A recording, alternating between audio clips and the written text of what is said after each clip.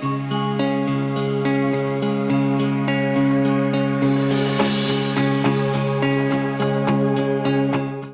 this morning, we will look at the ambassadors for Christ. சரியா? கிறிஸ்துவின் ஸ்தானாபதி அந்த பகுதியை நாம் பார்க்க போகிறோம். 2 கொரிந்தியர் 5வது அதிகாரம் 17வது வசனத்திலிருந்து 6வது அதிகாரம் 2ஆம் வசனம் வரைக்கும். சரியா? 2 Corinthians chapter 5 verses 17 to 6:2. இப்படி இருக்க ஒருவன் கிறிஸ்துவுக்குள் இருந்தால் புது சிருஷ்டியாக இருக்கிறான். பழையவைகள் ஒளிந்து போயின, எல்லாம் புதிதாயின. இவையெல்லாம் தேவனாலே உண்டாயிருக்கிறது. அவர் இயேசு கிறிஸ்துவை கொண்டு நம்மை தம்மோட ஒப்புரவாக்குதலின் ஊழியத்தை எங்களுக்கு ஒப்பு கொடுத்தார். அது என்னவெனில், தேவன் உலகத்தாருடைய பாவங்களை எண்ணாமல் கிறிஸ்துவுக்குள் அவர்களை தமக்கு ஒப்புரவாக்குதலின் உபதேசங்களை எங்களிடத்தில் ஒப்புவித்தார். ஆனபடியினாலே தேவனானவர் எங்களை கொண்டு புத்தி சொல்கிறது போல நாங்கள் கிறிஸ்துவுக்காக ஸ்தானாதிபதிகளாய் இருந்து தேவனோட ஒப்புரவாகுங்கள் என்று கிறிஸ்துவ நிமித்தம் உங்களை வேண்டிக் கொள்கிறோம். நாம் அவருக்குள் தேவனுடைய நீதியாகும்படிக்கு பாவம் அறியாத அவரை நமக்காக பாவமாக்கினார். 6வது அதிகாரம் 1 வசனம். தேவனுடைய கிருபையை நீங்கள் விருதாவாய் பெறாதபடிக்கு உடன் வேலையாட்களாகிய நாங்கள் உங்களுக்கு புத்தி சொல்கிறோம். அனுக்கிரக காலத்திலே நான் உனக்கு செவி கொடுத்து இரட்சணிய நாளிலே உனக்கு உதவி செய்தேன் என்று சொல்லி இருக்கிறாரே. இதோ இப்பொழுதே அனுக்கிரக காலம், இப்பொழுதே இரட்சணிய நாள். ஆமென். ஜான் அப்படின்னு சொல்லி ஒரு பண்டிகை கிறிஸ்தவர் இருக்கிறார். சரியா? இவர் பண்டிகை தோறும் ரெகுலராக சர்ச்சு போவார், மற்ற நாளாக போக மாட்டார். ஆனால் அவரை பார்த்தா எல்லாருக்கும் கொஞ்சம் பயம், அதனால் நேரில் பேசுகிற கூட கொஞ்சம் பயப்படுவாங்க. கடைசி ரோவில் உட்காந்துருப்பார். பெனடிக்ஷன் கொடுக்க எல்லாரும் கண்ணை மூடும்போது இவர் வெளியில் போயிடுவார். ஆனால் அன்னைக்கு அந்த பண்டிகை நாளில் ரொம்ப கூட்டம். So he could not go out. ஆராதனை முடிஞ்சோன்னா பாஸ்டர் வாசலில் நின்று ஒருத்தங்களுக்காக கை கொடுத்துட்டு இருக்கிறாரா, இவர் வெளியில் வராரு ஜான். அப்போது ஜானுக்கும் கை கொடுத்தாரு. ஆனால் pastor said, John, I am so happy to see you today at the church. சர்ச்சில் இருந்து எனக்கு ரொம்ப சந்தோஷம் அப்படின்னாரா. அவர் சொன்னாரா, எனக்கும் சந்தோஷம் தான் பாஸ்டர் அப்படின்னாரா. ஆனால் இவர்கிட்ட ஒழுங்காக சர்ச்சுக்கு வாங்குங்கிறத எப்படி டைரக்டாக சொல்ல முடியாது, இன்டைரக்டாக எப்படி சொல்லலாம்னு யோசித்து அவரை பார்த்து கேட்டார், John, are you in the Lord's army அப்படின்னு கேட்டாராம். நீ ஆண்டவருடைய ஆர்மியில் இருக்கிறியா, இராணுவத்தில் இருக்கிறியா அப்படின்னு கேட்டாராம். அதுக்கு அவர் சொன்னாரா, yes pastor, I am in the Lord's army அப்படின்னா. ஆமாம் பாஸ்டர், நானும் ஆண்டவருடைய இராணுவத்தில் படையில் இருக்கிறேன் அப்படின்னாரா. உடனே இவர் கேட்டாரா, then how come I don't see you regularly in the church? நீ அவருடைய படையில் ஒரு வீரனாக இருக்கிறாய் என்று சொல்கிறாய், ஆனால் நீர் அவருடைய ஆலயத்திற்கு ஒழுங்காக வருவதிலேயே, உங்களை நாங்கள் ரெகுலராக பார்க்க முடிவதிலேயே, அது ஏன் ஜான் அப்படின்னு கேட்டாராம். உடனே இந்த ஜான் மெதுவாக அப்படி சுற்றுமுற்று பார்த்துட்டு வாய்ஸை மெதுவாக லோவர் பண்ணி சொன்னாரா, pastor, I am in the secret service of the Lord. சரியா? I am in the secret service of the Lord. ஆண்டவருடைய படையிலே there is no secret service இல்லையா? ஆண்டவர் நமக்கு அழைக்கும் அழைப்பு, அவருடைய சாட்சியாக, அவருடைய பிரதிநிதியாக, அவருடைய ஸ்தானாபதியாக இந்த உலகத்திலே தைரியமாக இயேசுவின் பிரதிநிதியாக வாழ வேண்டும் என்று விரும்புகிறார். Right? God wants us to live our life publicly in this world as His witness, as His representative and as His ambassador. முதலாவது காரியம், the ambassador's identity. இந்த ஸ்தானாபதியினுடைய அடையாளங்களில் the identity. Who is this ambassador? யார் இந்த ambassador of Christ? யார்? அந்த ஒரு கேள்வி வருது இல்லையா? ஒருத்தட்ட கேட்டாங்களா, ஒரு புகழ்பெற்ற ஒரு ஆள்கிட்ட, ஹூ இஸ் அன் அம்பாசிடர் அப்படின்னு கேட்டாங்களா. அப்போ அவர் சொன்னாரா, an ambassador is an honest man sent abroad to tell lies for the good of his country. என்ன? ஆமாம், அவர் நல்ல ஆள் தான். ஆனால் அவர் தேசத்துக்காக வெளி தேசத்துக்கு அனுப்பி, அதாவது அவர் பொய்யெல்லாம் சொல்லணும், ஏன்னா டிப்ளமசி இல்லையா. Is an honest man, but he is sent to tell lies for the good of his country. ஆனால் வேதம் கற்றுக் கொடுக்கிற இயேசு கிறிஸ்துவின் ambassador, who is the ambassador of Christ. What is their identity? அவர்களுடைய அடையாளம் என்ன என்று சொல்லி நாம் ஒரு சில காரியங்களை பார்க்கலாம். முதலாவது காரியம், ரிலேஷன் வித் கிரைஸ்ட். இயேசுவோடு கூட உள்ள நெருங்கிய உறவு. That's the first quality or the first identifying marker of an ambassador. நமக்கு வாசித்த பகுதியிலே 17வது வசனம் ஆரம்பிக்க, ஒருவன் கிறிஸ்துவுக்குள் இருந்தால், இல்லையா? அப்படிதான் ஆரம்பிக்க. இஃப் எனி ஒன், யாரா இருக்கலாம், சரியா? தி அம்பாசிடர் குட் பி எனிபடி. அவர் ஏதோ ஒரு பெரிய குடும்பத்திலிருந்து வந்திருக்கணும், அவங்க அம்மா அப்பாலாம் பெரிய பெரிய ஊழியத்தில் இருந்திருக்கணும், அல்லது சமுதாயத்தில் பெரிய ஆளுங்களாக இருக்கணும், பெரிய டிகிரிலாம் வச்சிருக்கணும், அல்ல பெரிய பணம் படைத்தவர்கள். அப்படி ஆண்டவர் பார்ப்பதில்லை. த fundamental quality is if any one, யாராக இருந்தாலும், but they must be in Christ. இயேசு எனக்குள்ளும் நான் அவருக்குள்ளும் இருக்கும் அந்த உறவு, அடிப்படை உறவு, அந்த இயேசுவுக்கு என் வாழ்க்கையை ஒப்பு கொடுத்து அந்த இயேசு தூய ஆவியின் மூலமாக என்னோடு கூட வசிக்கும் அந்த ஒரு அனுபவம் படைத்தவர்கள் தான் ஒரு ஸ்தானாபதியாக இருக்க முடியும். சரியா? That's a fundamental thing. சில நேரம் we will forget the fundamentals, இல்லையா? ஆமாம், வாழ்க்கையிலே காலங்கள் செல்ல செல்ல we will forget the fundamentals, but we must never forget the fundamental that you must be in Christ to be an ambassador of Christ. ஒருவன் கிறிஸ்துவுக்குள் இருந்தால், so there is a relation with Christ, okay? And the second identifying marker is a reflection of Christ. என்ன? இயேசுவை பிரதிபலிக்கும் ஒரு வாழ்க்கை. அவர் relation with கிரைஸ்டோட மாத்திரம் முடியாது. It's a reflection of Christ. நீ இயேசுவோடு நெருங்கிய உறவில் இருந்தால் நீ அவரை போல் பிரதிபலிப்பாய், இல்லையா? That is very important. அதை தான் வேதம் கற்றுக் கொடுக்கிறது.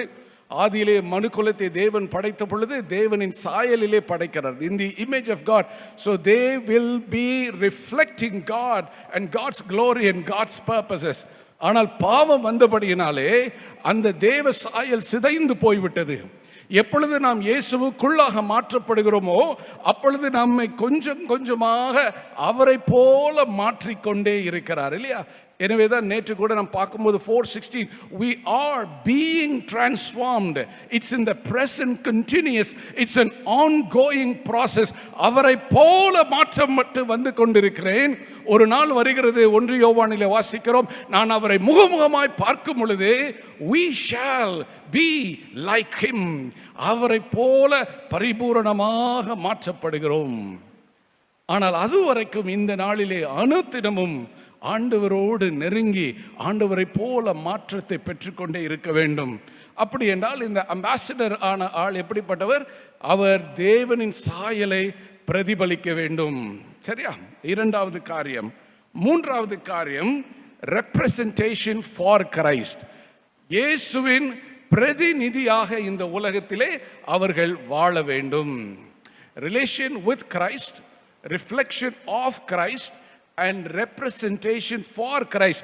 இயேசுவின் பிரதிநிதியாக. இந்த ஸ்தானாபதி யார்? இந்த இயேசுவின் பிரதிநிதியாக மற்றொரு ராஜ்யம். எப்பொழுது நாம் இயேசுவை ஏற்றுக்கொள்ளும் பொழுது இன்னொரு ராஜ்யத்திலே, தேவ ராஜ்யத்திலே குழந்தையாக பிறக்கிறோம். நாம் பின்பு அதிலே தொடர்ந்து வளர வேண்டும். ஆகிலும் நாம் இந்த பூமியின் ராஜ்யத்திலும் நாம் வாழுகிறோம். அப்படி நாம் வாழும் பொழுது நாம் மனதில் கொள்ள வேண்டிய காரியம், we are primarily a citizen of the heavenly kingdom. ஆனால் we are also a citizen of an earthly kingdom. அதற்குரிய காரியங்களை நாம் செய்தாக வேண்டும். But we should not forget we belong to a heavenly kingdom. அந்த இடத்திலிருந்து அந்த தேவனுக்கு பிரதிநிதியாக இந்த உலகத்திலே நம்மை வைத்திருக்கிறார். We must never forget that. சரியா? நீ அவருடைய பிரதிநிதி. You are a witness. அதுக்கு இன்னொரு வார்த்தை witness, இல்லையா? சாட்சிகள் என்று இயேசுவானவர் சொல்கிறார். You are a witness. You are a representative. You are an ambassador. So the stake, in some sense, the stake of the very kingdom of God rests on you. How you and I will represent the kingdom of God. தேவனுடைய ராஜ்யத்தின் பிரதிநிதியாக பூலோக ராஜ்யத்திலே உன்னை வைத்திருக்கும் பொழுது உன் வாழ்க்கை எப்படி இயேசுவை பிரதிபலிக்கிறதோ அப்படித்தான் மக்கள் தேவ ராஜ்யத்தை புரிந்து கொள்வார்கள். It's a great privilege, but also a great responsibility. இந்த பூலோக சிட்டிசனும் பரலோகத்தில் உள்ள குடி நாம் இந்த சிட்டிசன் என்பதை குறித்து நான் சொல்லும் பொழுது சமீபத்திலே எங்களுடைய வாழ்க்கையிலே நடந்த ஒரு மறக்க முடியாத சம்பவத்தை நான் பகிர்ந்து கொள்ள விரும்புகிறேன். கடந்த ஜூன் மாதம் நானும் என் மனைவியும் என் மகளும் இஸ்ரேல் தேசத்திற்கு சென்றிருந்தோம். என்னுடைய நண்பர்கள், நாங்கள் மொத்தம் 40 பேர். என்னுடைய நண்பர் அதை ஆர்கனைஸ் பண்ணுறாரு. 37 பேர் அமெரிக்காவிலேருந்து வராங்க. நாங்கள் 3 பேர் இந்தியாவிலேருந்து போகிறோம். போய் வி மெட் இன் டெல் அவீவ். அங்கிருந்து ஒரு 10 நாட்கள் இஸ்ரேல் முழுவதுமாக சுற்றி திரிந்தோம். நிறைய பார்க்கணுன்னு ஆசைப்பட்ட காரியங்கள், கர்த்தர் பல்வேறு விதங்களிலே எங்களோடு கூட ஒரு நல்ல ஆவிக்குரிய அனுபவமாக இருந்தது. எல்லாம் முடிச்சுட்டு எருசலேம் வந்தோம். எருசலேம்லையும் பார்க்க வேண்டிய எல்லாத்தையும் பார்த்து முடிச்சாச்சு. நாங்கள் அடுத்த நாள் இந்தியாவுக்கு திரும்பணும்.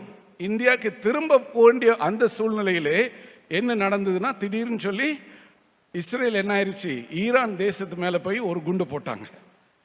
த வார் broke out. ஒரு மிகப்பெரிய போர் ஆரம்பமாகிவிட்டது. இங்கிருந்து அவங்க மிசைல்ஸ் அனுப்புகிறாங்க, அங்கேருந்து அவங்க ஒரு மிசைல் அனுப்புகிறாங்க. நாங்கள் அந்நேரம் எங்கே இருக்கிறோம்? எருசலேமில் நாங்கள் இருக்கிறோம். 5 நாட்கள் நாங்கள் எருசலேமில் ஆல்ரெடி இருந்து எல்லாம் சுற்றி பார்த்துட்டோம்.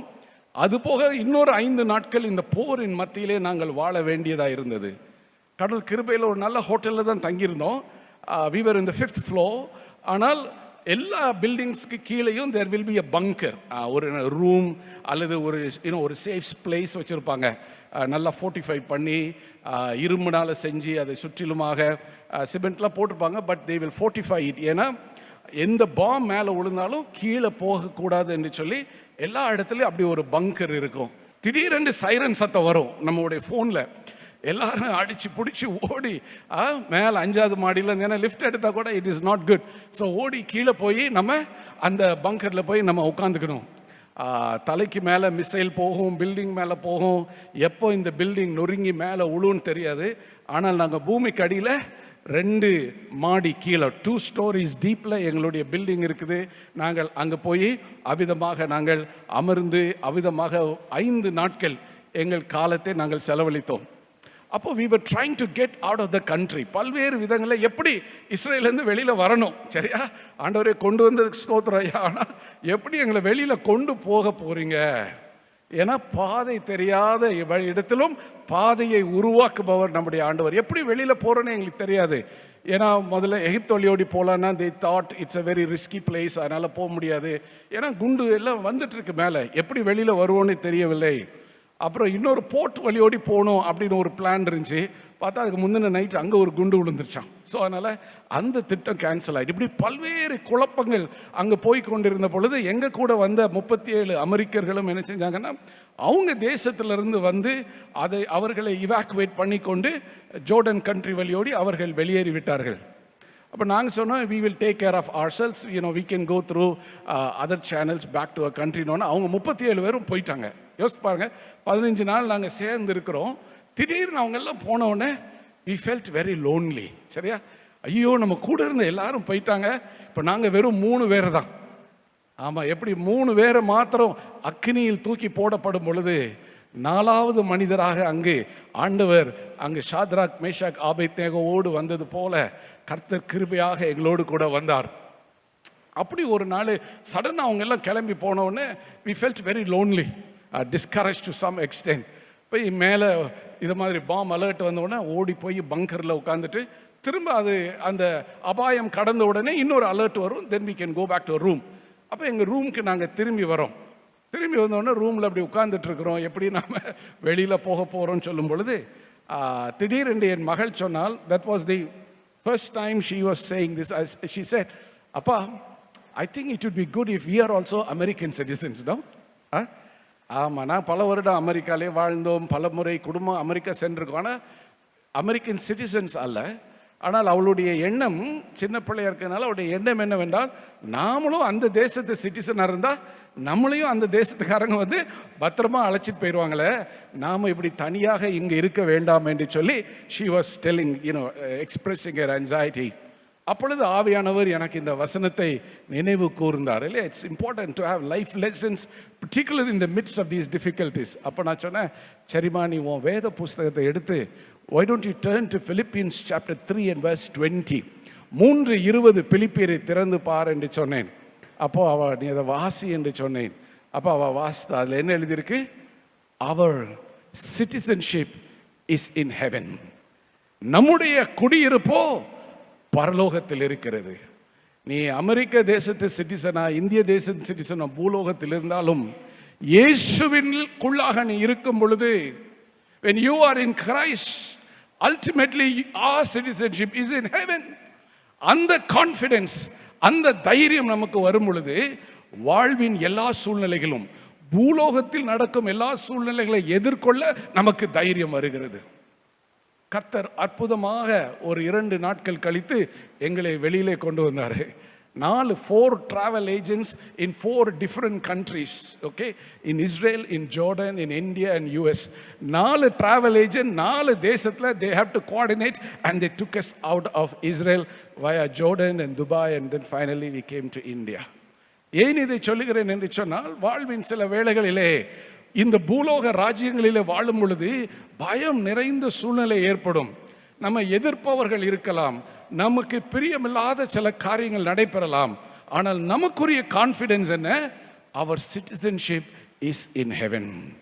நம்முடைய குடியிருப்பு பரலோகத்தில். அந்த வசனம் சொல்லுது, and we eagerly await a savior to come from there. நம்முடைய ராஜாதி ராஜா அங்கிருந்து வரப்போகிறாரே, அதை நாம் வேகமாக, நாம் ஆவலாக எதிர்பார்த்து கொண்டிருக்கிறோம். எனவே அந்த ராஜ்யத்தின் பிரதிநிதியாக, அந்த ராஜாவின் ராஜாவை பிரதிபலிக்கும்படியாய் உன்னையும் என்னையும் கர்த்தர் அழைக்கிறார், இந்த பூலோகத்தில் வைத்திருக்கிறார். That is what the identity of an ambassador, a relation with Christ, a reflection of Christ and a representation for Christ. ஒரு ஸ்தானாதிபதியுடைய முக்கியமான அடையாளங்கள். இரண்டாவது காரியத்தை பாருங்கள், the ambassador's integrity. இந்த இப்படியாக இருக்கக்கூடிய ஒரு ஸ்தானாபதி எப்படி இருக்க வேண்டுமாம்? அவர்கள் உண்மையுள்ளவர்களும் நேர்மையுள்ளவர்களுமாக இருக்கணும் இல்லையா? அதான் நான் முதல்ல சொன்னேன், நம்மளுடைய வாழ்க்கை will influence others' opinion about heaven and about Jesus இல்லையா? நம்முடைய வாழ்க்கை, ஏன்னா you are the representative. எனவே நாம் எப்படி வாழ வேண்டும்? the ambassador's integrity. அவர்கள் எப்படி வாழ வேண்டும் இல்லையா? இன்டெகிரிட்டி என்கிற ஆங்கில வார்த்தை comes from the word integer. உங்களுக்கு ஆங்கிலத்தை இன்டிஜர்னா தெரியும் இல்லையா? It's a whole number. அப்போ இன்டிகிரிட்டி என்பது integrated, the word also comes from that. அப்படின்னா என் வாழ்க்கையின் சகல பகுதிகளும் ஒருங்கி இணைக்கப்பட்ட ஒரு பகுதி இல்லையா? எப்படி ஒருங்கிணைக்கப்படுகிறது? சகல பகுதியும் ஒருங்கிணைக்கப்பட்டு அதன் மைய புள்ளியாக இயேசு கிறிஸ்து இருக்கிறார். எனவே தான் நான் முதல்ல சொன்ன அடையாளம் பாருங்க, relation with Christ, reflection of Christ, representation for Christ. இயேசு மைய புள்ளியாக நம்முடைய வாழ்க்கையில் இருக்கிறார். நம்முடைய வாழ்வின் சகலமும் அவரை சூழ்ந்து ஒன்றுபட்டதாய் காணப்பட வேண்டும். 3 கருத்துக்கள் நான் இந்த அம்பாசடர்ஸ் இன்டெகிரிட்டியிலிருந்து நான் வேகமாக பேச விரும்புகிறேன். Number 1 is a new creation. அவர் எப்படி ஒரு நேர்மையும் உண்மையோடும் இருக்கிறார், அது எப்படி வெளிப்படுகிறது என்றால், முதலாவது அவர் ஒரு புதிய படைப்பு, ஒரு புதிய சிருஷ்டிப்பு இல்லையா? 17வது வசனம் சொல்கிறது, ஒருவள் கிறிஸ்துவுக்குள் இருந்தால் புது சிருஷ்டியாயிருக்கிறான். அப்போ உங்களுக்கு நியூ கிரியேஷன் உடனே உங்களுக்கு என்ன ஞாபகத்துக்கு வரணும்? You must remember the old creation இல்லையா? வேதத்தில் பார்க்க ஓல்டு கிரியேஷன் நாம் வாசிக்கும் பொழுது ஆதியாகமம் 2வது அதிகாரம் 7வது வசனத்தில் என்ன பார்க்கிறோம்? அவர் மனிதனை களிமண்ணால் he creates him out of the dust, தரையிலிருந்து உருவாக்கி, அவனுக்கு உயிர் இல்லை, ஆனால் என்ன செய்கிறாரா? he breathed into him and he became alive. அவர் தன்னுடைய சுவாசத்தை ஊதிய பொழுது அவன் உயிர் பெறுகிறான், அவன் உயிர் பெறுகிறான் என்று பார்க்கிறோம். அதே தேவன் பாருங்கள், நாம் எசேக்கியேலின் புஸ்தகத்திலே அந்த நமக்கு தெரிந்த ஒரு பகுதி, எப்படி வேலி ஆஃப் ட்ரை போன்ஸ் இல்லையா? பள்ளத்தாக்கிலே காய்ந்து போன உலர்ந்து போன எலும்புகளின் மத்தியிலே அவர் தன்னுடைய ஆவியானவரை அங்கு அனுப்புகிறார். காற்றாக அங்கு அனுப்பும் பொழுது உலர்ந்து போன அந்த எலும்புகள் உயிரடைகிறது. அதே போல் நீங்கள் யோவான் 20வது அதிகாரத்திற்கு வரும் பொழுது அங்கு பயந்து நடுங்கிக் கொண்டிருந்த சீஷர்கள் மத்தியிலே அவர் வந்து அவர்கள் பயத்தை போக்கி, we read that he breathed on them and said, receive the Holy Spirit. அவர்கள் மேல் அவர் ஊதி சொன்னார், பரிசுத்த ஆவியை பெற்றுக்கொள்ளுங்கள் என்று. பின்பு அப்போஸ்தலர் 2வது அதிகாரத்திலே பரிசுத்த ஆவியானவர் திருச்சபைக்கு முழுமையாக தரப்படுகிறார் என்று நாம் பார்க்கிறோம். அப்படி என்றால் இந்த நியூ கிரியேஷன், புதிய படைப்பு, புதிய சிருஷ்டிப்பாக உன்னை மாற்றுகிறார், என்னை மாற்றுகிறார் என்றால், பாவத்திலே செத்து போய் வெறும் ஜடமாக இருக்கும் நம்மை he breathed into us, நமக்குள்ளாக பரிசுத்த ஆவியை கொடுத்து அதன் மூலமாக நம்மை உயிர்ப்பித்து நம்மை புதிய படைப்பாக மாற்றுகிறார். அப்படின்னா உன்னுடைய இன்டெகிரிட்டி, அம்பாசிடரோட இன்டெகிரிட்டி வெளிப்படும் பொழுது he must be seen as a new creation, புதிய படைப்பு. கர்த்தர் அவனை மாற்றுகிறார், பரிசுத்த ஆவியின் மூலமாக மாற்றப்படுகிறார், புதிய படைப்பு இல்லையா? That's the first thing I want you to remember. Number one is the new creation. And number two that flows out of this is the new consecration.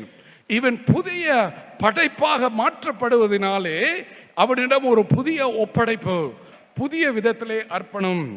இந்த அர்ப்பணம் பாருங்க, அதுதான் நமக்கு உள்ள தீம்ஸ் வேர்ஸ். எனக்கு ரொம்ப பிடித்த வசனம், நாட் ஜஸ்ட் த 14, ஆனால் 15வது வசனம் பாருங்க, நம்மளுடைய கருப்பொருளிலே உள்ள 15வது வசனம். And he died for all that those who live should no longer live for themselves. பிழைத்திருக்கிறவர்கள் தங்களுக்கென்று பிழைத்திராமல், நல்ல கவனிங்க, தங்களுக்கென்று பிழைத்திராமல், but for him who died for them and was raised again. அப்ப நாம எப்படி இருக்கணுமா? பிழைத்திருக்கிறவர்கள் எப்படி இருக்கணுமா? தங்களுக்கென்று வாழாதபடி. That's a new consecration. Because now I am a new creation in Christ, there is a new consecration. I am no longer, I'm going to live for myself, but I'm going to live for this Christ who died and who rose again. எனக்காக மரித்து உயிரோடு எழுப்பியபடியினாலே நான் புதியவனாக அவருக்கு என்னை புதிதாக என்னை ஒப்பு கொடுக்கிறேன் இல்லையா? இனி நான் எனக்காக வாழ போறதில்ல. நல்ல கவனிங்க, not for me இல்லையா? not I but Christ in me. நான் அல்ல, கிறிஸ்துவே, கிறிஸ்துவே என்று பவுல் சொல்லுகிறார் இல்லையா? எனவே இந்த புதிய ஒப்படைப்பு நம்ம அதுக்கு தான் அழைத்து கொண்டு வந்திருக்காரு இல்லையா? தம்பி தங்கச்சி, உனக்கு எனக்கும் அருமையான கிராஜுவேட்ஸ் அண்ணன்மார்கள்லாம் எல்லாரும் இங்கே இருக்கிறீங்க. கர்த்தர் நம்மை அவருடைய அம்பாசிடராக உங்கள் இடங்களிலே, பணிகளிலே, படிக்கும் இடங்களிலே, பள்ளிகளும் கல்லூரிகளிலும் சமுதாயத்திலும் திருச்சபையிலும் உங்களை அனுப்பி உங்களை உருவாக்குகிறார், உங்களை வைத்திருக்கிறார். ஏன்? நாம் ஒரு புதிய படைப்பு என்பதை வெளிப்படுத்த வேண்டும். நம்முடைய புதிய அர்ப்பணிப்பு, ஒப்படைப்பை நாம் வெளிப்படுத்த வேண்டும். எப்படி? இனி எனக்காக வாழப்போவதில்லை சாமி, நான் உமக்காகவும் உம்முடைய ராஜ்யத்திற்காகவும் மற்றவர்களுக்காகவும் நான் வாழப்போகிறேன். It's not for me Lord என்று சொல்லி பார்க்கணும். அமெரிக்க தேசத்தில், நம்ம ஊரில் கூட இப்போ நிறையா வருது, சர்ச்சஸ் முன்னாடி பெரிய பெரிய நியான் சைன்ஸில் ஏதாவது எழுதுவாங்க இல்லையா? They write some Jesus heals, God is love அப்படிலாம் எழுதுவாங்க இல்லையா? அதை மாதிரி அமெரிக்காவில் ஒரு சர்ச் முன்னாடி பெருசாக நியான் சைனில் போட்டிருக்காங்க. என்ன போட்டாங்கன்னா, ஜீசஸ் ஒன்லி. என்ன எழுதுனாங்களா? சொல்லுங்க, என்ன எழுதுனாங்க? Jesus only. ஆனால் அன்னைக்கு ராத்திரி ஒரு பெரிய ஒரு ஹரிக்கேன், ஒரு புயல் வந்து அந்த 3 லெட்டரையும் அடிச்சுட்டு போயிடுச்சு. அடுத்த நாள் ஆனால் கரண்ட் இருந்துருச்சு, அதனால் அடுத்த நாள் நியான் லைட்டில் அந்த சர்ச் முன்னாடி பெருசாக என்ன எழுதி இருந்துச்சா? 3 லெட்டர் போயிட்டு என்ன வரும்? Us only. ஆமா, ஜீசஸ் ஒன்லியிலிருந்து எப்படி ஆயிருது? Us only. Remember, it's a slippery slope. It's a slippery slope. We can so easily move from Jesus only to us only. இன்றைக்கு பல கிறிஸ்தவர்கள், பல ஊழியர்கள் இயேசுவுக்காக, இயேசுவின் ராஜ்யத்திற்காக, அவருடைய நாமத்திற்காக, அவருடைய சித்தத்திற்காக வாழுவேன் என்று சொல்லி வந்தவர்கள் இன்றைக்கு பலர் us only, me only ஆக மாறிவிட்டார்கள். நம்முடைய தமிழகத்திலிருந்து தான் நீங்கள் மிஷன் வரலாறு இந்தியாவில் படிக்கும் பொழுது, இண்டிஜினஸ் மிஷன்ஸ் எழும்பும் பொழுது அதிகமாக எழுப்பியர்கள் நம்முடைய தமிழகத்திலிருந்து. ஆனால் இன்னைக்கு பல பகுதியில் சொல்கிறாங்க, ஆனால் காசு வருது என்ன மிஷனரியாக போகிறதுக்கு, அனுப்புறதுக்கு, ஆனால் ஆட்கள் வருவதில்லை. அடுத்த தலைமுறை வருவதில்லை. ஏன் என்று எங்களுக்கு தெரியலண்ணே. But there is something, us only. ஆனால் நாம் எப்படி வாழ வேண்டுமா? we must live for him. உன் வாழ்க்கை, உன் படிப்பு, உன் கரியர், உன் ஃபேமிலி, உன்னுடைய எதிர்காலம், இட்ஸ் ஆல் ஃபார் him. அந்த புதிய ஒப்படைப்பு, அந்த அர்ப்பணம் எப்பொழுதும் நம்மை விட்டு மாறக்கூடாது. சரிங்களா? நான் கென்டக்கியில் பிஹெச்டி படிச்சுட்டு இருந்த சமயத்தில் அங்கே ஒரு சின்ன ஒரு சர்ச், என்னுடைய நண்பர் ஒருவர், he was pastoring that church. அந்த சர்ச் எப்படின்னா, நான் சிஎஸ்ஐலேருந்து வளர்ந்துருக்கேன். அதனால் இதை மாதிரி தான் பிரசங்கம் எல்லாம் பண்ணால் it's all one way traffic தானே, ஒரு சைடு தான் போகும், அந்த சைட்லேருந்து வராது. ஆமாம், ஆனால் but that's a very participatory church. ஆமாம், நாம் பேசும்பொழுது நீங்கள் 10 பேர் சர்ச்சில் இருக்காங்க, நான் பேசுகிறேன்னா அங்கே 11 சர்மன் சைமல்டேனியஸாக போயிட்டுருக்கோம். ஆமாம், நம்ம பேசிகிட்டு இருப்போம், அவங்க ஆமென் அல்லேலூயா, அப்புறம் எஸ் ப்ரீச் இட் அப்படின்னு அவங்க பாட்டுக்கு அது ஆளாளுக்கு ஒவ்வொரு காரியம் சொல்லுவாங்க. எனக்கு புதுசு, அதனால் I went to preach in that church. அப்போ என் நண்பர் பாஸ்டர் சொன்னார், Prabhu you must be careful, ஏன்னா it will be a loud church. நீ அதுலேயும் குறிப்பாக முன்னாடி ஒரு எல்டர் இருப்பார், அவர் ரொம்ப சத்தமாக இருப்பார், நீ கொஞ்சம் ஜாக்கிரதையாக இருந்துக்கோன்னு தான் சொல்லி அனுப்புனார். ஆனால் அவர் அவ்வளோ சத்தமாக இருப்பார், நான் எதிர்பார்க்கல. சரியா? ஆமாம், நான் ப்ரீச் பண்ணால் அவர் என்னோட வாய்ஸை ரைஸ் பண்ண, எஸ் ப்ரீச்சர் கம் ஆன் அப்படிங்கிறாரு. when I raise my voice, he also raised his voice. Okay, என்னோட அதிகமாக ரைஸ் பண்ணா. soon we were competing for decibel levels. யார் சத்தம் அதிகமாக இருக்குங்கிற மாதிரி போயிட்டே இருக்குது. அப்போது நான் ஒரு வசனத்தை கோட் பண்ணிவிட்டு I was flipping the pages of the Bible to get to the verse. அப்போ எல்லாம் அமைதியாக இருக்காங்களா, இவர் சத்தமாக எல்லாரும் அமைதியாக இருக்காங்க. சத்தமாக அவர் சொன்னார், preacher take you time, take you time, take you time. சரியா? அது இன்னும் என் காதில் ஓடிட்டே இருக்கு. ஏன் தெரியுமா? In my 30 years of preaching ministry, that's the only time somebody said, preacher take your time. சரியா? most of the time they say, don't take my time, right? ஆமாம், நீங்கள் கூட சொல்ல, அடடா இவர் என்ன, ஆமாம் டெய்லி 1 மணி நேரம் பேசுகிறாரு அப்படின்னு. ஆமாம், 1 மணி நேரம் பேச சொல்லியிருக்கிறாங்க. சரியா? So I still remember the voice of that man. But what I also remember in that little church was, அந்த சர்ச்சுடைய ஆல்டரில் ஒரு போஸ்டர். அந்த போஸ்டரில் JOY அப்படின்னு பெரிய லெட்டரில் எழுதியிருக்காங்க, ஜாய். ஜே பக்கத்தில் they wrote ஜீசஸ் ஃபர்ஸ்ட். ஓ பக்கத்தில் others next. ஒய் பக்கத்தில் yourself last. சரியா? ரொம்ப theologically very sound understanding. Christ-centered, other-oriented, self-denying life.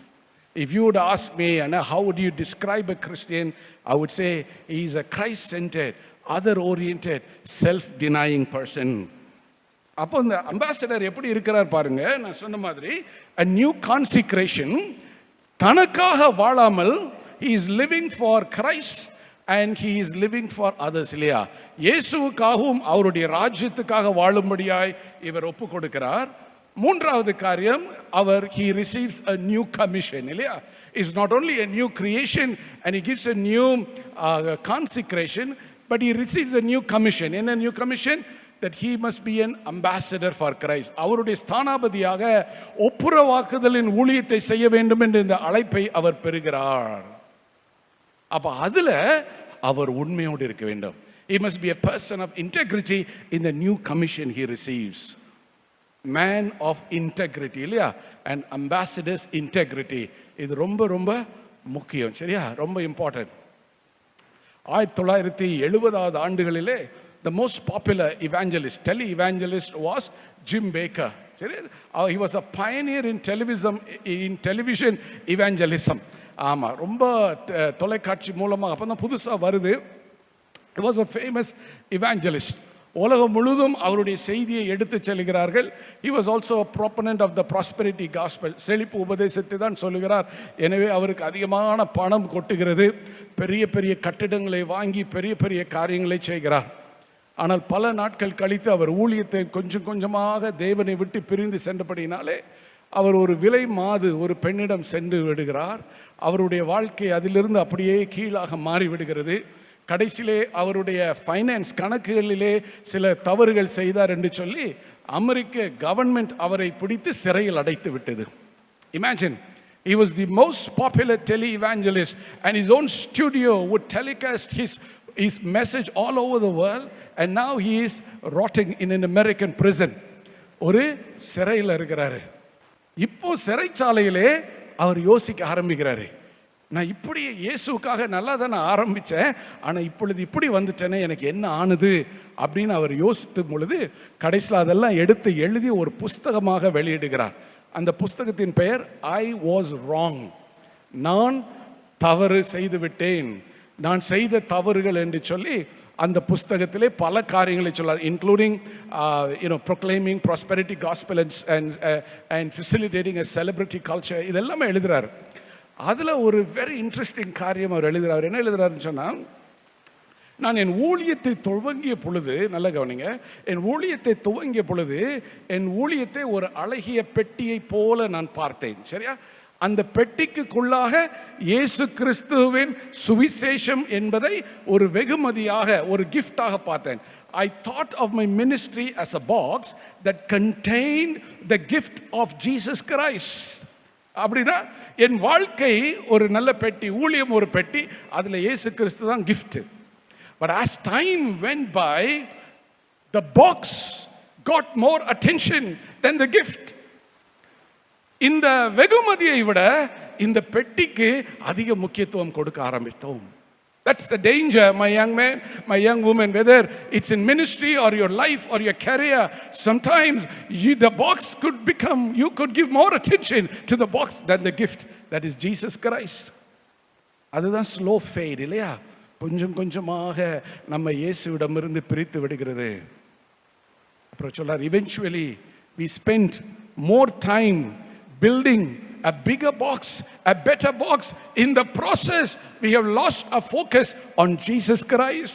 இந்த பெட்டியை இன்னும் எப்படி பெரிதாக்குவது, இன்னும் எப்படி அழகுபடுத்துவது, இன்னும் எப்படி புதிதுபடுத்துவது என்று சொல்லி எங்களுடைய நோக்கமெல்லாம் அதன் மேல் இருந்ததினாலே இயேசுவின் மீது இருந்து எங்கள் கண்களை எடுத்து விட்டோம். That led to our downfall. It can happen. It can happen not just in your ministry, it can happen with your life, it can happen with your career. Your focus is all on yourself. நான் இன்னும் என்னை எப்படி இன்னும் பெரிதாக்கிக் கொள்வது, இன்னும் எப்படி பணத்திலே பெருக்குவது, இன்னும் எப்படி இப்படி சுய பெருக்கத்தை யோசித்து வாழும் பொழுது நாட்கள் செல்ல செல்ல இயேசுவின் மேல் உள்ள நோக்கம் கொஞ்சம் கொஞ்சமாக மறைந்து போக வாய்ப்பு உண்டு. அவருடைய ஊழியம் அமெரிக்காவில் ஷார்லட் என்கிற அந்த பட்டணத்திற்கு வெளியிலே இருக்கிறது. நான் ஒரு முறை ஷார்லட் பட்டணத்துக்கு சென்றிருந்தேன். நான் படிக்கும் பொழுது அங்கே பில்லி கிரஹாம் உடைய brother in law, a man called Leighton Ford, அவர் ஒரு மென்டரிங் ப்ரோக்ராம் நடத்துகிறார். ஸோ நான் ஷார்லட் போயிருந்தேன் அந்த மென்டரிங் ப்ரோக்ராம் ஒரு வாரத்துக்கு. அப்போ அங்கே இருந்த ஒருத்தர் சொன்னேன், நான் இப்படி ஜிம் பேக்கரை பற்றி படிச்சிருக்கேன், என்னை தயவுசெய்து அந்த இடத்துக்கு கூட்டிகிட்டு போகிறீங்களா அப்படின்னோடனே அங்கே இருந்த ஒருத்தர் தன்னுடைய காரில் என்னை கூட்டிகிட்டு போனார். நூற்றுக்கணக்கான ஏக்கர் நிலப்பரப்பு, சரி, அவருடைய ஊழியத்தின் இடம், hundreds of acres, but all the big buildings that he had built as a retreat center, now all of them were dilapidated. எல்லாம் பழிதடந்து பாழா போயிருக்கிறது. The swimming pool that used to reverberate with the giggles of little girls, now there is an eerie silence. Everywhere weeds have grown. எல்லா இடத்திலும் பாருங்கள் மிகவும் பழமையாக பழுதடைந்து போன காரியம். வேதனை என்ன காரியம்னா, அதில் ஒரு ஸ்டுடியோ, அந்த ஸ்டுடியோ அவர் அங்கிருந்து தான் எல்லா இடத்துக்கும் செய்தி அனுப்புகிற அந்த ஸ்டுடியோ இப்போ உடைந்து பாழடைந்து, the walls were broken, the ceilings were gone. It looked such a sorry figure. அதை விட்டு நான் வெளியிலே வரும் பொழுது as a chill ran down my spine. I thought to myself, the ramification, the consequence of a life and a ministry that has lost its focus is catastrophic. இயேசு கிறிஸ்துவின் மேல் பதித்து கண்களை பதித்து வாழாத வாழ்க்கை, வாழாத ஊழியங்கள், அதனுடைய முடிவு பரிதாபமாயிருக்கிறது. இட்ஸ் catastrophic இல்லையா? the consequence is catastrophic. எனவே தான் the ambassador's integrity is important. நீ அவருடைய புதிய படைப்பாக நீ ஒரு புதிய ஒப்படைப்பை கொடுத்து அந்த புதிய அழைப்பை உனக்கு தருகிறார், அம்பாசிடர் ஃபார் கிரைஸ்ட் என்று. அதில் நீ அவருக்கு உண்மையாக இருக்க வேண்டும். அவருக்காக வாழ வேண்டும். The first one I said is ambassador's identity, and the second one is ambassador's integrity.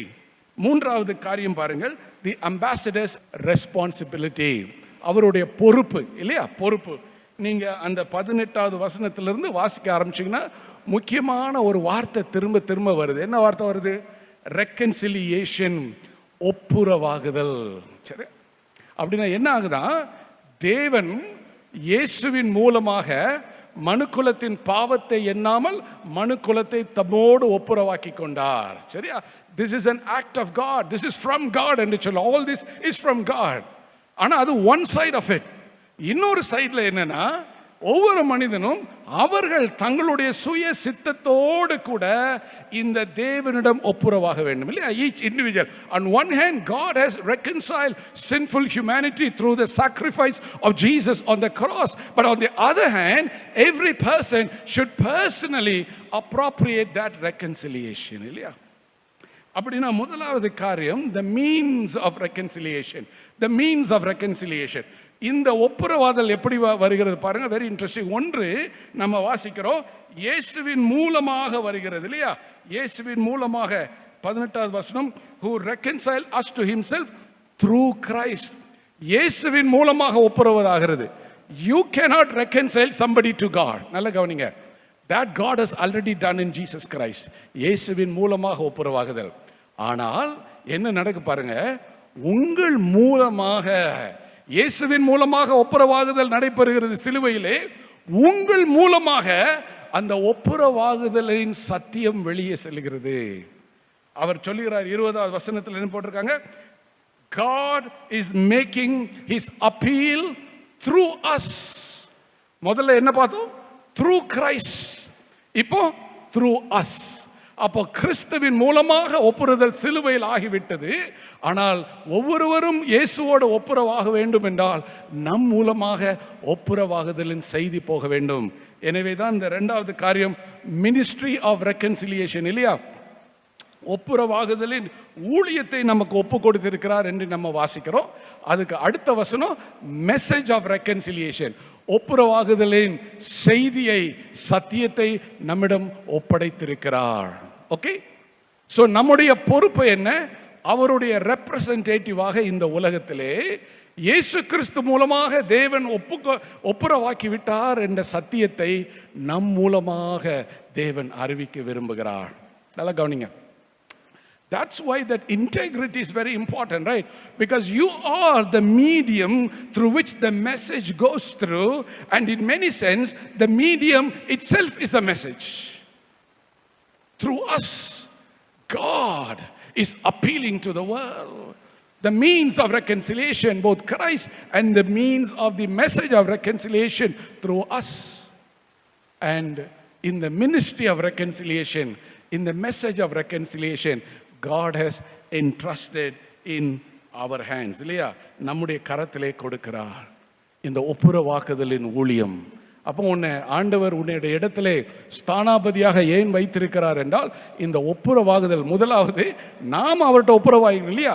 that we have reconciled என்று பவுல் எழுதுகிறார். First, you should have experienced that reconciliation with God, and number 2 is that you are entrusted with the ministry and message of reconciliation. நாம் மற்றவர்களுக்கு அதை எடுத்து செல்ல வேண்டும். இதை நாம மறந்துடக்கூடாது. அதுதான் ஒரு அம்பாசிடருடைய ஒரு முக்கியமான ஒரு வேலை. அவருடைய வாழ்க்கை மூலமாகவும் வார்த்தை மூலமாகவும் ஒப்புரவாகுதலின் ஊழியத்தை செய்ய வேண்டும். It's very very important. சரி, கொஞ்சம் we have some time. Theologically I'll say you a little things that will help you. நம்ம வேதத்தில் பார்க்கும் பொழுது வேதம் நமக்கு கற்றுக் கொடுக்கிறது. ஆதியாகமம் 2வது அதிகாரத்தில் பாவம் வந்த பொழுது there is a fourfold alienation. சரியா? 4 விதங்களிலே மனிதனிலே ஒரு பிரிவினை உருவாகுகிறது. The first alienation is between God and humans. சரியா? கடவுளுக்கும் மனிதனுக்கும் இடையிலே. எனவே தான் அவன் பாவம் வந்த உடனே ஓடி போய் ஒளிஞ்சிக்கிறான், அவர்கிட்ட நெருங்க முடியல. There is an alienation between God and between humans. And the second alienation happens between humans and humans. ஆதாமுக்கும் ஏவாளுக்கு இடையில there is a alienation. அவர் கல்யாணம் ஆகிறதுக்கு முன்னாடி அல்லது ஏவாள் படைக்கிறதுக்கு முன்னாடி சூட்டபிள் கம்பெனினே இல்லைன்னு ரொம்ப சோர்ந்து போயிருந்தாங்க இல்லையா? அவரை தூங்க வச்சு ஒரு நல்ல அவருடைய ரிப்ல இருந்து ஒரு ஏவாளை உருவாக்கி ஆண்டவர் வந்து அவர்கிட்ட காட்டுறாரு இல்லையா? என்ன சொன்னார்? Adam, here is your madam என்று சொன்னாராம். கரெக்டா? ஆமாம். அதை பார்த்த உடனே ஆடம் என்ன ஆனாராம்? அவர் பயங்கர குஷியாகி, நம்ம வேதத்தை வாசிக்கிறோம் எப்படி, இவள் என்னுடைய எலும்பில் என் சதையில் சொல்ல. that was actually poetry in Hebrew. சரியா? in other words, Adam when he saw Eve, he became a poet. ஆமா, அவள் அழகிலே மயங்கி, இது எனக்காக சரியாக உருவாக்கப்பட்ட என் தேவனால் கொடுக்கப்பட்ட பெண் என்று சொல்லி he became a poet. ஆனா பாவம் வந்த உடனே கேட்கிறாரு, அதாமே நீ சாப்பிட்டியா அப்படின்னு சொல்ல. அந்த பொம்பளை தாங்க கொடுத்துச்சு என்ன. ஆமா, that woman you gave. ஆமா, நானா கேட்டேன் ஆண்டவரே. ஆமா, நான் பாட்டுக்கு நல்லா தான் இருந்தேன். that woman you gave. You see how quickly we pass the blame on someone else. It's so important இல்லையா? ரொம்ப குயிக்காக சில நேரம் நம்ம we pass the blame because there is an alienation among humans. The third alienation happens within human themselves. அவர்களுக்குள்ளாகவே they were an integrated being, but now they were alienated internally. பல ஸ்காலர்கள் 3 விதமான negative emotions சொல்லுவாங்க இல்லையா? they talk about fear, shame and guilt. சரியா? 3 negative emotions. மனிதன் படைக்கப்பட்ட பொழுது there were none of these negative emotions were found among with them. நமக்கு தெரியும். இன்னைக்கு கூட anthropologists உலகமெங்கும் கல்ச்சர்ஸை படிக்கும் பொழுது they talk about 3 types of cultures: guilt culture, shame culture and fear culture என்று அவ்விதமாக they will categorize cultures. ஆனால் இந்த 3 நெகட்டிவ் இமோஷன் பாருங்க, ஆதியாகமம் 2வது அதிகாரத்தில் வருது. பாவம் வந்த பின்பு அது வரைக்கும் ஆண்டவரோடு நெருங்கியிருக்கான், ஆனால் குற்ற உணர்வு வந்த உடனே அவன் ஓடி போய் ஒளிந்து கொள்கிறான். Guilt has come in. shame, இதுவரைக்கும் தான் நிர்வாணி என்று உணராதவன் suddenly he tells, oh, we find ourselves naked and we are ashamed to be in your presence. Shame and fear. உம்முடைய சத்தத்தை கேட்டோம், எனவே நாங்கள் பயந்து விட்டோம். So the third alienation happens within humans இல்லையா? இன்னைக்கும் பாருங்க பல இடங்களிலே that's the challenge. People are struggling with mental health challenges and many other challenges because we are broken internally. சிதைக்கப்பட்டிருக்கிறோம் உள்ளாக. And the fourth alienation is between the creation, the creator, the humans and all of God's creation இல்லையா? மனுஷனுக்கும் ஆண்டவருடைய மற்ற படைப்புகளுக்கும் இடையிலே இந்த பூமியானது சரியான விளைச்சலை கொடுக்காது. ஆமாம், உன் நெற்றியின் வேர்வை சிந்தி. ஆனால் அடிக்கடி ஆதாம், அது ஒன்றுக்கு தான் நான் ரொம்ப கோவப்படுவேன் இல்லையா? I sweat a lot particular in my face. அதனால் ஆண்டவரே, இந்த ஆதாம்னால தான் இந்த நெற்றியின் வேர்வை சிந்துறதெல்லாம் வருது என்று சொல்லி. So there was alienation between humans and all of God's creation. நல்லா கவனிங்க, there was this fourfold alienation between God and humans, among humans themselves and within humans and all of God's creation. எனவே ஒரு மனிதன் இயேசுவை ஏற்றுக்கொண்டு வரும் பொழுது, அவன் ஸ்தானாபதியாக மாறும் பொழுது, when he brings this message of reconciliation, the ministry of reconciliation, it starts with by saying be reconciled to God. தேவனோடு கூட ஒப்புரவாகுங்கள் என்று சொல்லி. ஏனென்றால் அந்த ஒப்புரவாதல் ஆகும் பொழுது மற்ற இடங்களில் உள்ள பிளவுகள், மற்ற இடங்களில் உள்ள உடைந்து போன காரியங்களை அவர் சரி செய்கிறார். எனவே the reconciliation happens between God and humans, and between humans the reconciliation must happen. A reconciliation happen within the being of a man or a woman, and the reconciliation ultimately will happen between humans and all of God's creation. So this idea, the biblical theme of reconciliation is much larger than a mere spiritual recognition. And the spiritual reconciliation விளைவுகள் சமுதாயத்திலும் தனிப்பட்ட வாழ்விலும் வெவ்வேறு விதங்களிலே வெளிப்படுகிறது.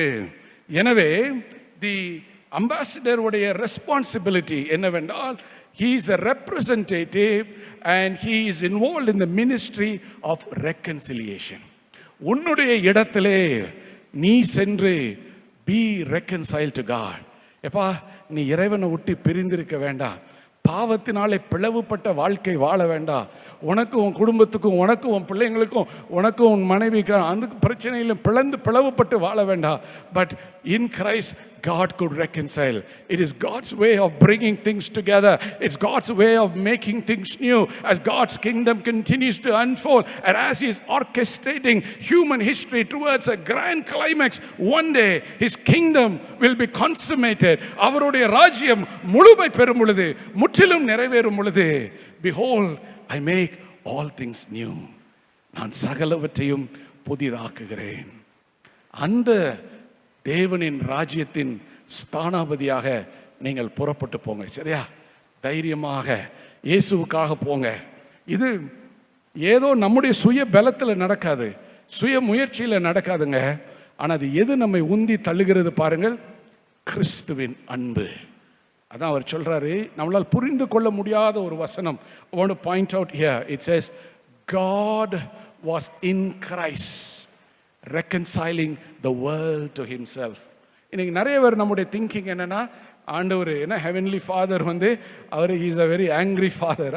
மேலே உட்காந்துருக்கிறாரு, here's a sledge hammer, கையில் ஒரு பெரிய ஒரு சுத்தியல் வச்சுருக்காரு. யாராவது தப்புன்னா ஒரே அடி மண்டையில் டப்புன்னு போட்டுருவார். ஆமாம், ஆனால் இயேசுவானவர் ரொம்ப நல்லவர், அன்புள்ளவர், கிருபை உள்ளவர். நம்முடைய தாட் ப்ராசஸ். எனவே அவர் நமக்கு ஜீவ பலியாக விட்டதுனால அங்கே பிதாவானவர் இருந்தார். அவருக்கு மனசு ரொம்ப நிறைவாயிருச்சு தன்னுடைய குமாரன் பட்ட பாடுகளை பார்த்து. Somehow we have a wrong idea, as if God the Father enjoyed the suffering of His Son, enjoyed, and He just was satisfied in a not in a good way about the suffering of Jesus. அப்படி கிடையாது. நல்லா கவனிங்க. God was in Christ Jesus reconciling the world to Himself. இயேசுவானவர் சிலுவையில் அறையும் பொழுது God was in Christ in a way that we cannot understand. மனித மூளைக்கு அப்பாற்பட்டு இந்த திருத்துவ தெய்வத்தை நாம் யோசிக்கும் பொழுது we must remember God was in Christ. இயேசுவின் வேதனை குறித்து பேசுகிறோம். பட் இந்த தகப்பன், நம்முடைய தகப்பன், அவர் பட்ட வேதனை, உனக்காகவும் எனக்காகவும் தன்னுடைய சொந்த குமாரன் படும் வேதனையை பார்க்கும் பொழுது God was in Christ. அது மாத்திரமல்ல, இல்லையா? இன்னும் நம்ம என்ன பார்க்கிறோம் அதுக்கு கீழே? He who knows it, 21வது வசனம், பாவமே அறியாத அவர் நமக்காக பாவியானார். இயேசு கிறிஸ்து பாவமே அறியாதவர், இல்லையா? அவர் பாவியாகவில்லை, அதை நீங்க நல்லா கவனிக்கணும். பாவமானார். சரியா? He became a sin offering, a sin bearer. நம்முடைய பாவத்தை அவர் மீது வைத்த பொழுது அங்கு நம்ம பார்க்கிறோம், இல்லையா? சிலுவையிலே somehow in a brief moment we do not understand. He started by saying, Father, forgive their sins.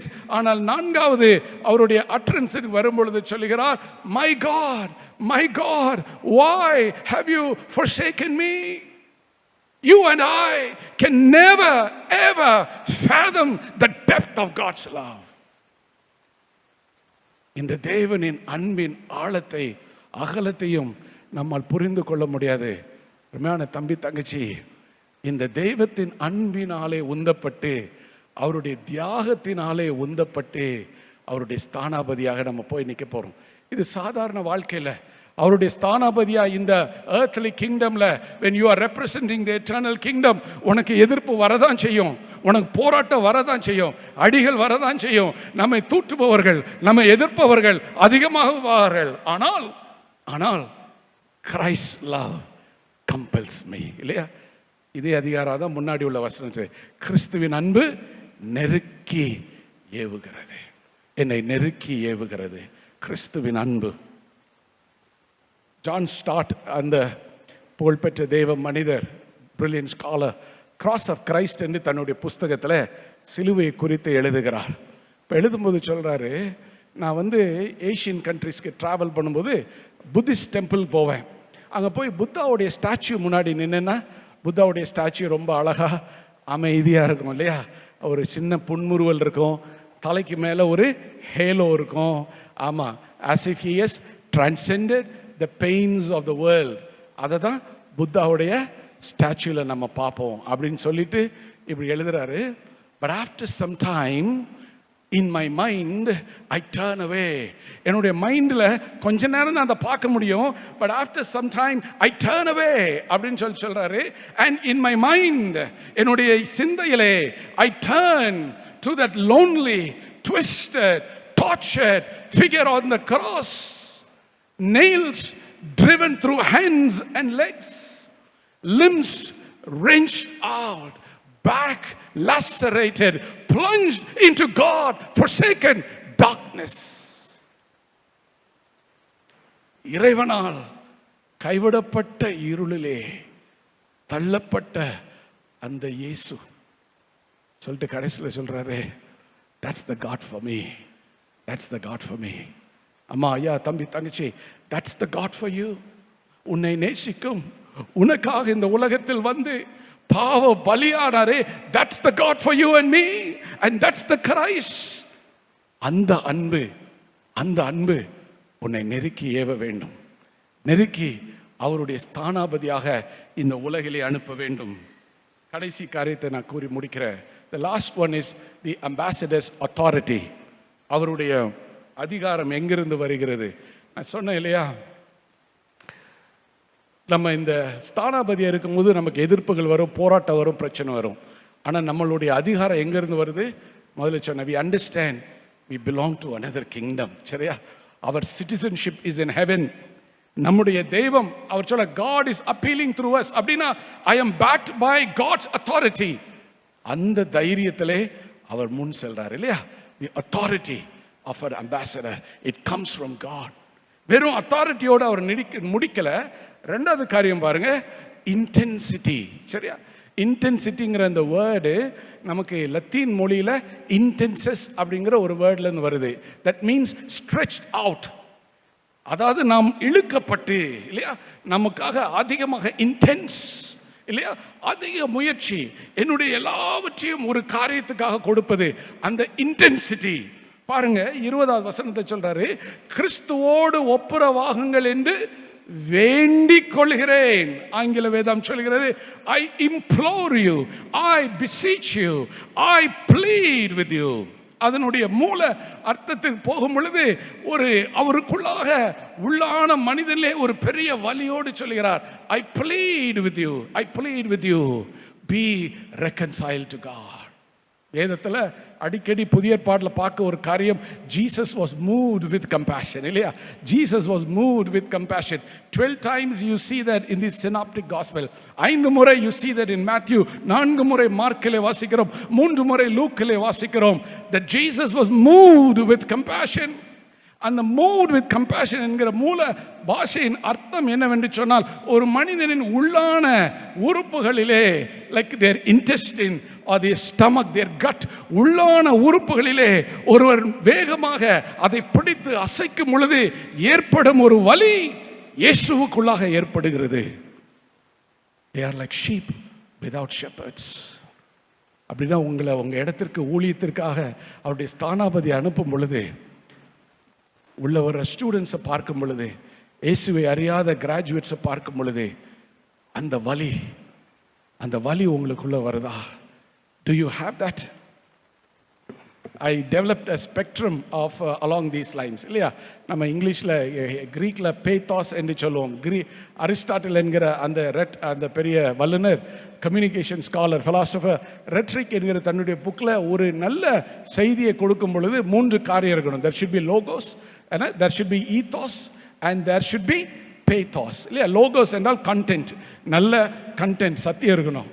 ரெண்டாவது ஈத்தாஸ், அதுல இருந்தா எத்திக்ஸ், கிரெடிபிலிட்டி, நம்ம முதல்ல பார்த்தோம் இல்லையா, அம்பாசிடர்ஸ் இன்டெகிரிட்டி. மூன்றாவது there should be pathos, அப்படின்னா and this deep emotion that comes out of a deep conviction, அந்த பேத்தாஸ் இல்லையா உள்ள இருக்கணும். நம்ம கேட்குற இந்த இது நேற்று கூட கேட்கலையா, எம்பத்தி, சிம்பத்தி, அந்த பத்தி, all of them comes out of the word pathos. நீங்கள் if you have a spectrum of pathos, ஒரு ஸ்பெக்ட்ரம் மாதிரி எடுத்தீங்கன்னா, ஒரு எண்டில் யூ ஹாவ் ஆன்டிபதி, அதாவது ஒரு காரியத்துக்கு விரோதமாக நம்ம யோசிக்க காரியம். ரெண்டாவது அப்படியே நீங்கள் இந்த பக்கம் வந்தீங்கன்னா இட் பிகம்ஸ் ஆப்பத்தி. சரியா? என்னவோ நடந்து போதுங்க, நமக்கு என்ன, நம்ம வேலை, நம்ம வாங்க வேண்டிய காரியங்கள் அப்படின்னு போயிடும், ஆப்பத்தி. மூன்றாவது காரியம் இந்த சைடில் வரும்போது சிம்பத்தி. சரியா? That you are able to come alongside and feel, come alongside somebody and feel. இன்னும் நீங்கள் அடுத்த பக்கம் வரும்போது, நேற்று காலையில் நம்ம கேட்டோம் இல்லையா, எம்பத்தி, where you can put yourself in the shoes of somebody and you feel that empathy. And I think there is still one more spectrum, one more categorization, which I would call as theopathy. இல்லையா? ஆண்டவரினுடைய பாரம், how God feels, the pathos within the heart of God. And that access to that pathos is available only for the ambassador. இயேசுவின் பிள்ளைகளுக்கு மாத்திரம்தான் there is an access to that deep pathos. எருசலேமை பார்த்து கண்ணீர் விடும் அந்த தெய்வம். நீங்க எருசலேமுக்கு போனா you can see what they commonly call as wailing wall, இல்லையா? அழுகையின் மதில் என்று சொல்லும். But that is actually the western wall. ஒரு சின்ன சின்ன ஜெப குறிப்பு எழுதி அந்த வால் எல்லாம் சொருகுவாங்க. எப்படியாவது ஆண்டவர் அவங்க ஜெபத்தை கேட்க வேண்டும், யாவை கேட்க வேண்டும் என்று செய்வார்கள். But I have a lot of times Christians have told me, when you go there, there is something about this, you have a deep move of God என்று சொல்லி. ஆமாம், நான் I decided to go closer to that. நான் போய் அந்த மதிலின் அருகிலே நின்று பொழுது என்னை அறியாமல் என் கண்களில் இருந்து கண்ணீர் வர ஆரம்பித்தது. நான் எனக்காக அழலை, என் குடும்பத்துக்காக அழலை, ஆனால் ஈவன் மற்றவர்களுக்காக கூட அழலை. ஆனால் நான் அங்கு நின்ற பொழுது, என் கரத்தை அந்த மதிலில் வைத்த பொழுது, எனக்கு ஆண்டவருடைய சத்தம் என் காதிலே தொனிப்பதை போல கேட்டது. என்னன்னா, உன்னை சுற்றிலும் இருப்பவர்கள் அழுவதை நீ பார்க்கிறாய், ஆனால் இந்த இடத்திலே எல்லாரை காட்டிலும் அதிகமாக அழுது கொண்டிருப்பது நான் தான். Can you recognize me, that I am the broken one, that I am the one who's weeping for my people, for the brokenness of the world? Can you recognize my heart? Can you feel the pain in my heart? I felt God was speaking to me. அதுதான் எனக்கு என்னை அறியாமல் நான் அதிகமாக அழ ஆரம்பித்தேன். It's just a symbolic way, not a magical way, symbolic way. அந்த சுவரை தொட்டு 3 முறை என் இருதயத்திலே அந்த கரத்தை கொண்டு வந்து சொன்ன, ஆண்டவரே, உங்கள் இருதயத்தின் பாரம், உடைந்து போன உலகத்திற்கு உங்களுடைய இருதயத்தின் பாரம் கொஞ்சமாவது எனக்குள்ள டிரான்ஸ்ஃபர் பண்ணுங்க ஆண்டவரே. Would you please transfer a little bit of your pain that is in your heart for the world? That's the ambassador. That's the intensity. That's the deep pathos. That is the theopathy that an ambassador has access to. ஆண்டவரே, அழிந்து போகும் இந்த மாணவ சமுதாயத்திற்காக எங்களை நீர் எழுப்பியிருக்கிறீர் சுவாமி, ஸ்தானாபதியாக வைத்திருக்கிறீர். இந்த நாளிலே என்னை நான் உம்முடைய பாரத்தோடு ஊழியம் செய்யும்படியாய் நான் ஒப்பு கொடுக்கிறேன் சுவாமி. கடைசி காரியம், தி urgency of an ambassador. 6வது அதிகாரம் 1வது 2வது வசனத்தில் நம்ம அதை பார்க்குறோம் இல்லையா? தி urgency. அவர் முடிக்கும் பொழுது சொல்லுகிறார், இன்றே ரட்சணிய நாள், இப்பொழுதே ரட்சணியத்தின் நேரம். அப்படின்னா இந்த செய்தியை அம்பாசிடர் எடுத்துக்கொண்டு போறார் இல்லையா? இந்த responsibility, he executes that responsibility with a God-given authority and with a pathos, with an intensity that comes from God. And also he does that with an urgency. ஒரு அவசரம். கடைசி காலம். ஒருவேளை என்னுடைய கல்லூரியில் இருக்கும் என்னோடு கூட படிக்கிற only 3 more years, only 2 more years, only 1 more year, they would be gone. An urgency. An urgency. நீ காலையில் சுவாமி சிலுவையிலே எனக்காக என் இயேசு மரித்த பொழுது நீர் அவருக்குள்ளாக இருந்தீராமே, அந்த வலி, அந்த வேதனை, அந்த பாரம் என்னை காலையில் எனக்கு கொடுங்க சுவாமி. அழிந்து போகும் மாணவ சமுதாயத்திற்காக என்னை ஸ்தானாபதியாக நீர் இந்த இடத்திலிருந்து அனுப்பும் பொழுது, Lord, let me go out with your authority, with your intensity and with a God-given urgency. அப்படி நான் புறப்பட்டு போகிறேன் சுவாமி. நீங்கள் அப்படி புறப்பட்டு போகும் பொழுது தானே உங்களை கொண்டு கர்த்தர் பெரிய காரியங்களை இந்த தேசத்திலும் உலகமெங்கும் செய்ய வல்லவராயிருக்கிறார். நல்லா கவனிங்க. நம்ம ஒருவேளை அம்பாசிடர் ஆனோன்னு சிலவங்களுடைய மனதில் என்ன இருக்கும், நான் பெரிய ஆள் ஆயிடுவேன் இல்லையா, everybody will recognise me, all will praise me. அப்படி கிடையாது. அவருடைய ஸ்தானாபதி ஆனால் நான் அதை முதல்ல சொல்கிறேன், there will be more opposition, there will be greater criticism. நீங்கள் கர்த்தருக்காசை ஊழியத்தை மனிதர்கள் புறக்கணிக்க கூடும், ஆனால் உங்கள் சேவை கர்த்தரின் பார்வையிலே அருமையானதாக இருக்கும். ஒரு உண்மை சம்பவத்தை கூறி நான் முடிச்சுறேன். நீங்கள் யாராவது நாகாலாந்து போனீங்கன்னா, I would encourage you to go to Kohima. Kohima is a very important historical place in India. அந்த கோஹிமாவுக்கு நீங்கள் போனீங்கன்னா, you must go to a place called War Cemetery. நான் 2வது உலகப் போரிலே ஜப்பானியர்கள் பர்மாக்குள்ளே வந்து கொஹிமாக்குள்ளோடு இந்தியாக்குள்ளே வர பார்க்குறாங்க. ஸோ இப்போ நடந்த ஒரு சர்வேல they actually say the battle at Kohima is considered as the greatest battle of all the battles that happened within the World War, Second World War. அப்போ அது எவ்வளோ முக்கியத்துவம் பாருங்கள். ஜப்பானியர்கள் நம்ம நாட்டுக்குள்ளே ஊடுருவ முயற்சி செய்யும் பொழுது பிரிட்டிஷ் இராணுவமும் இந்திய இராணுவமும் லோக்கல் நாகாவிலிருந்து வந்த அந்த மனிதர்கள் அவர்களும் எல்லாரும் சேர்ந்து ஜப்பானியர்களை தடுத்து விரட்டி அடித்தபடியினாலே நம்முடைய தேசம் தப்பித்தது 2வது உலகப் போரிலே என்று சொல்லி சரித்திரத்தில் வாசிக்கிறோம். அப்படி மரித்தவர்களுக்காக அங்கே ஒரு வார் சிமெட்ரி, சரியா, ரொம்ப அழகான பியூட்டிஃபுல்லி கெப்ட் சிமெட்ரி. ஆயிரக்கணக்கான மரித்தாங்க. அதனால சின்ன சின்ன டூம் ஸ்டோன், சின்ன சின்ன கல் அவங்க ஞாபகத்தில் பதித்திருக்கிறார்கள். நீங்கள் போனீங்கன்னா நீங்கள் அங்கே பார்க்கலாம். பிரிட்டிஷ்காக இறந்தவர்கள், இந்தியாவுக்காக இறந்தவர்கள் பிரித்து வச்சுருக்காங்க. அப்போ அந்த சிமெட்ரிக்குள்ளாக I like to walk among the cemeteries and see what is written. அப்போ நிறைய அந்த சின்ன சின்ன டூம் ஸ்டோன், கிரேவ் ஹெட் ஸ்டோனில் எழுதியிருக்கிறா அவர் ஒரு பேர், யார் இறந்தாங்க, பிறந்த வருடம், இறந்த வருடம், அவருடைய பெற்றோர்கள் பேர், அவங்கெல்லாம் எழுதுறாங்க. we are in deep appreciation of you, அப்படியெல்லாம் எழுதுறாங்க. ஆனால் சில கல்லறைகள் மீது, ஏன்னா அவங்களுக்கு பெற்றோர்கள் யாரும் கிடையாது, அதனால வெறுமனே அவங்க பேரை மாத்திரம் எழுதி போட்டுட்டு அந்த ஒரு சில கல்லறைகள் இருக்கிறது. இன்னும் ஒரு சில கல்லறையில் யார் மறிச்சாங்கன்னே தெரியாது, பேரு கூட தெரியாது. அதனால் அந்த சின்ன ஹெட் ஸ்டோனில் என்ன போட்டிருக்குன்னா, unknown soldier, unknown soldier, யாருக்கும் அறியப்படாத போர் வீரன் போட்டு கீழே அழகா known unto God. சரியா? I would never forget that tombstone. Unknown soldier. In other words, the world may not recognize you. The world may not acknowledge you. Rather, the world may stand against you. You could be that unknown person for God, but you are known in the kingdom that matters. You are known unto God. உங்கள் ஊழியம், உன் வாழ்க்கை அவருக்கு பிரியமானது, அவருடைய சந்நிதியிலே பெரிதா இருக்கிறது. The world may discredit your work. உன்னோடு கூட இருப்பவர்கள், உழைப்பவர்கள், உன் கூட இருக்கிறவங்க கூட சில நேரம் கிறிஸ்தவத்திலே கூட உனக்கு விரோதமாக திரும்புவாங்க. They may discredit you. They may say all kinds of false things, but you are known unto God.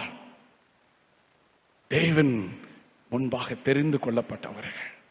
தம்பி, இன்னைக்கு காலையில் தங்கச்சி, are we going to say, Jesus, உம்முடைய பலத்திலே I want to be that ambassador. தைரியமாக, துணிவாக நீர் என்னை வைக்கும் இடத்திலே, செல்லும் இடத்திலே உம்முடைய ஸ்தானாபதியாக நான் நிற்க விரும்புகிறேன் சுவாமி, நான் நிற்க விரும்புகிறேன் ஐயா. மனிதர்கள் ரெக்கக்னைஸ் பண்ணாலும் பரவாயில்ல ஐயா, என்னுடைய ஒர்க் அக்னாலேஜ் பண்ணப்பட்டாலும் பரவாயில்ல ஐயா.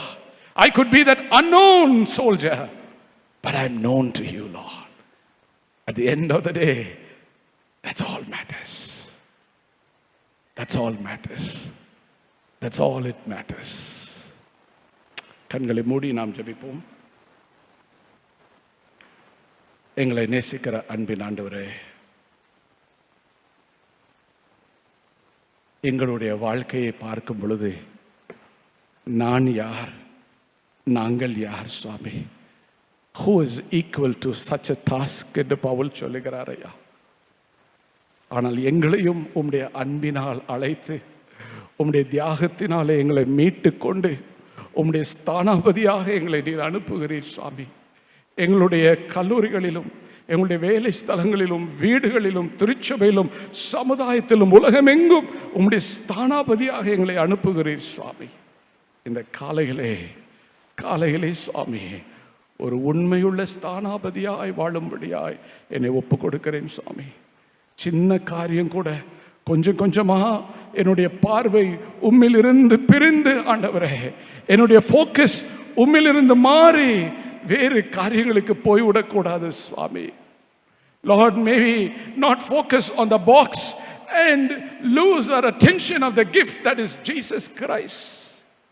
இந்த இரவில், இந்த பகல் வேளையில் சுவாமி, அருமையான இந்த பிள்ளைகளை உங்களுடைய சமூகத்தில் ஒப்புக் கொடுக்கிறேன். எங்கள் இந்தியாவிற்கு, எங்கள் உலகிற்கு உம்முடைய ஸ்தானாபதிகள் தேவை சுவாமி. கடைசி காலங்களில் நாங்கள் வாழும் பொழுது மாணவ சமுதாயத்தின் முன்பாக நிற்கக்கூடிய ஸ்தானாபதிகள் தேவை சுவாமி. இந்த நாளிலே இங்கிருந்து நீர் எழுப்பித்தாரும் ஐயா.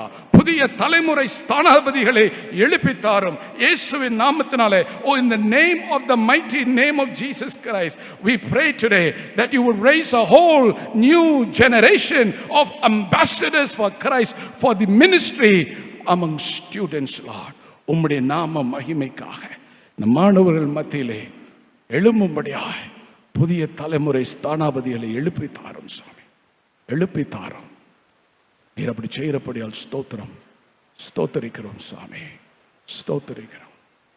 ஆண்டவரே, இந்த காலை வேளையிலே எங்களுடைய ஒரு ஜெபம் உம்முடைய பாரத்திலே ஒரு துளியாவது சுவாமி அப்பா,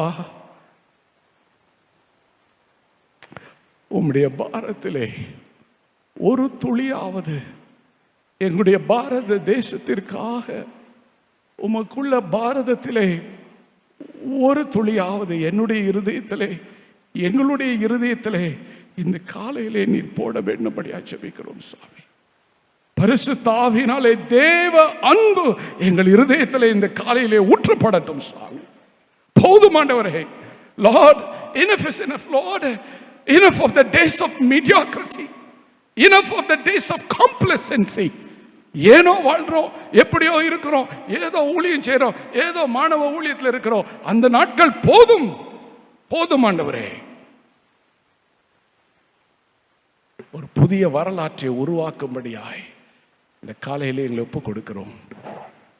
எங்கள் ஆண்டவராகிய இயேசுவின் மூலம் கேட்கிறோம் எங்கள் நல்ல பிதாவே.